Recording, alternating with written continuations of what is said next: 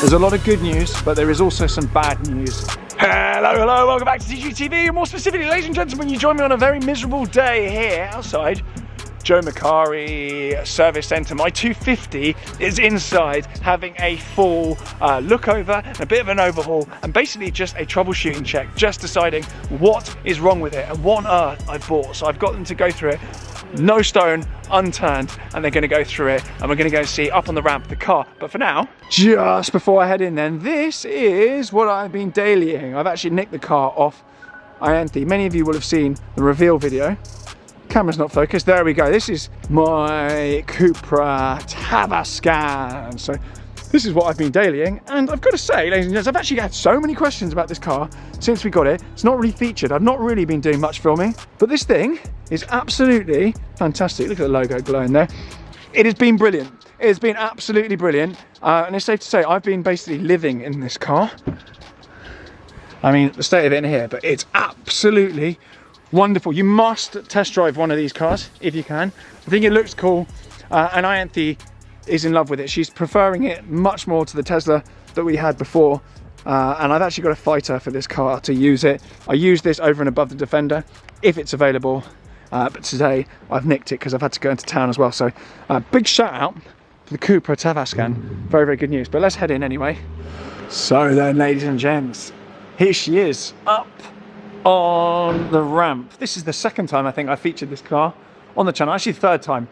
Second time was a garage update, but even up in the air like that, very, very pretty. So one of the main reasons I bought this car is because it has been fully redone. I say redone, it's had all the bodywork done, it's had a mechanical overhaul, the engine's rebuilt, the gearbox is rebuilt, it's been sealed, treated, and everything you'd want to do to this car has been done, including the interior, the trim, the whole lot. It's all in the collection video. However, before doing any miles in this car, I wanted to make sure that it's actually as good as I thought it was going to be, and it's been sat for a little while. So pre-summer and pre-doing any miles in it at all, he says, having driven it here, I thought I would come and get it checked out by the Oracles here at Joe Macari Service Centre. And this is where they do all the really, really exciting stuff. There is a lot of really nice stuff here. I can't show you too much because they're customer cars, so definitely no number plates, but this is my car anyway. So we're going to crack on. I've gone through with Steve here and Alto, fantastic chaps. They've been looking at this car, everything that is wrong with it. There's a lot of good news, but there is also some bad news as well, as there usually is with these older cars. So overall vibe that I got from the guys here, they're very, very happy with the state of the car. They're very, very happy. And those looking at the car now with a little bit of nous will see that there's a lot of stuff that's been redone, like handbrake cables, all the hosing, everything's been done, all treated, everything's looking pretty good. No holes in the exhaust, all pretty fresh. Quite good news. However, there are some issues, and you might be able to see a bit of a glint on here and a bit of a glint over here as well on the gearbox housing as well. So we've got a bit of oil on the sump, which is actually relatively common. A bit greasy here, dry at the front. So we've got a little bit of a leak here, a little bit of an oil leak, which isn't too worrying. A, it's very, very normal, and B, it's quite an easy fix. But we do have, coming from here, a bit of a leak from inside, which means that gaskets in there will need to be accessed and checked to see what on earth is going on, and probably just replaced. I'm hoping it's just a gasket replacement. But the unfortunate thing being, this is all relatively simple, and there are some other leaks we'll go into in a second, but this is going to be a bit more of an involved job. That will mean the tunnel from inside the car, the center tunnel, that having to come out to access this and drop this out, because it's all bolted into the frame, and you need to take the tunnel out and actually access it from the top to get this thing out and actually really assess what's going on. So bit of a labor intensive job. We're talking maybe 14 to 16 hours of labor on that. Labor at these places, never cheap. So that's going to be potentially quite a fighty bill, but we do have a slight leak in there, but again, not too concerning. We've got a little leak from there as well. Again, that is quite a quick job, sort that out. And another little one from that bolt over there. So all gasket based and very, very easy to sort out. I say easy, I wouldn't have a clue.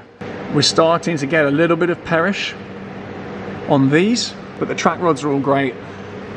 and the wheels are spinning nice and freely, so no problems either. As part of the service here, they've done a road test as well. They've had a very, very well qualified chap to give this car a road test and look for anything like even tracking that's off, absolutely everything. We've had a couple of electrical gremlins on the car, windscreen wiper not working properly, and the fan actually not coming on for the engine either. Coming back, they're very easy fixes though, I am told. Well, we hope they are anyway. Coming back to the underneath of the car though, all is looking pretty good. Again, back wheels spinning nice and freely, no issues there whatsoever. Again, the exhaust is pretty fresh. One thing that I didn't appreciate with this car, we've got a little bit of scratching here on the bottom of the exhaust. The car is very, very low.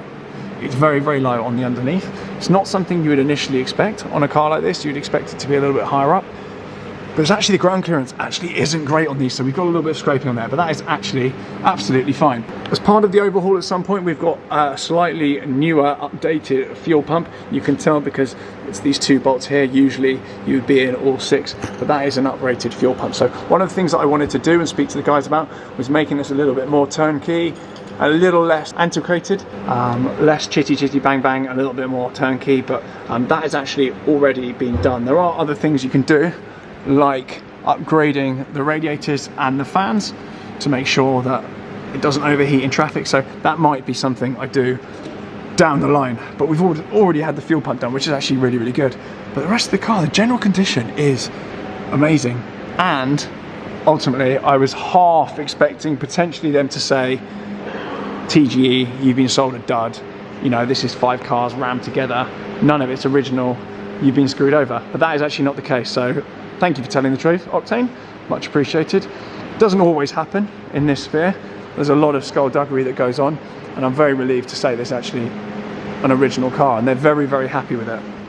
So, as part of the service then, these are all the bits that are going into the car. We're actually getting a CTEC port fitted to the front. The guys here do that pretty much as standard with a lot of the cars they work on, just to make the trickle charge thing a lot more user-friendly, so you don't have to faff around with the bonnet every single time. My test roster actually had it, and just a standard thing the guys here do if you want them to. But obviously, of course, CTEC, the only brand in the game for this.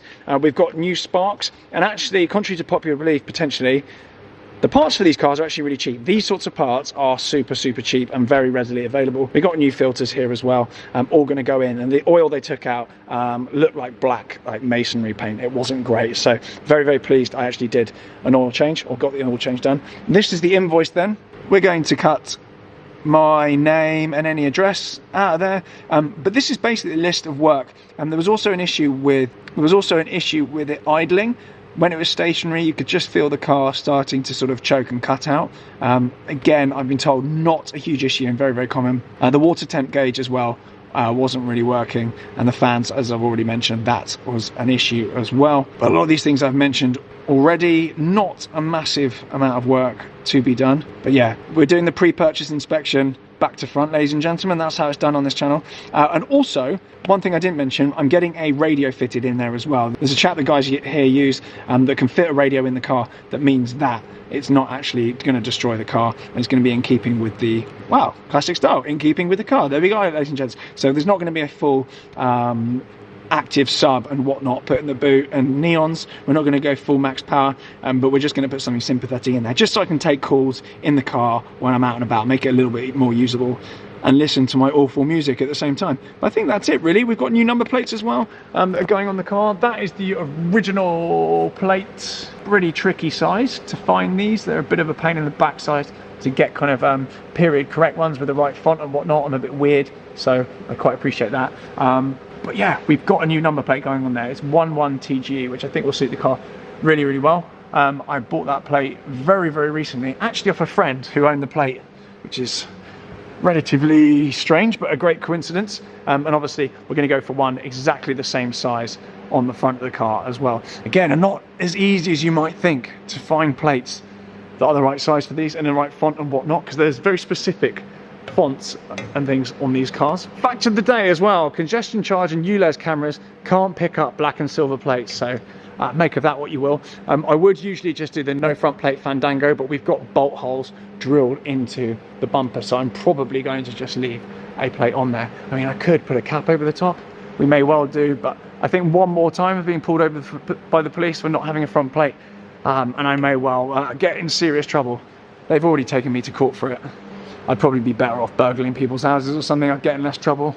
Anyway, I think that is that. Other things to note on these cars that I didn't quite appreciate. These wheels here, you've obviously got individual spokes. It's very, very important you take these wheels on and off carefully and you don't bang any of the spokes because there's not that many people that work on these, and they are actually all individuals. You don't want to bend any of these. These wheels are not cheap and you don't want to let the chrome corrode either. But they're all in great condition and original as well, which is fantastic. You can tell whether the wheels have been refurbed. I can't remember which way around this is, but inside there is satin. Sometimes that's chrome. I think that means they've been improved at some point in their life. I don't really know, but they're in great condition. Spinning away freely there. Look at that. Anyway, thank you very much for watching. A bit of a technical video there, not a huge amount of action, but I just thought I'd take you through what is going on with the car and where it has been, because I realised I picked it up, you saw it in a dingy garage, and then you didn't see what was going on. The elephant in the room here, I have driven it, but I didn't film the first drive, because I've got to admit, I was so stressed driving it that I didn't feel up to put the cameras on and blah blah blah, and actually I didn't know whether the car would make it because it's been sat around for ages. It was due a service and I didn't want it blowing up. I should have actually done that. If it had blown up, I would have got some views for a change. Anyway, maybe what will happen in the first drive video after this, but it shouldn't do because the guys here are unbelievable. Anyway, for now, thank you very much for watching. Hopefully you enjoyed this rather techie, boring little video, and I'll see you back in one of the cars or someone else's car very, very soon. Maybe the 250, so stay tuned for that. It's actually peeing it down now. When it stops raining, maybe we'll get it out. And the good news as well, the garage is fully done, so it's got a nice home to go back to, and there'll be exhilarating updates on that to come as well. It's all going on here, ladies and gents. See you later.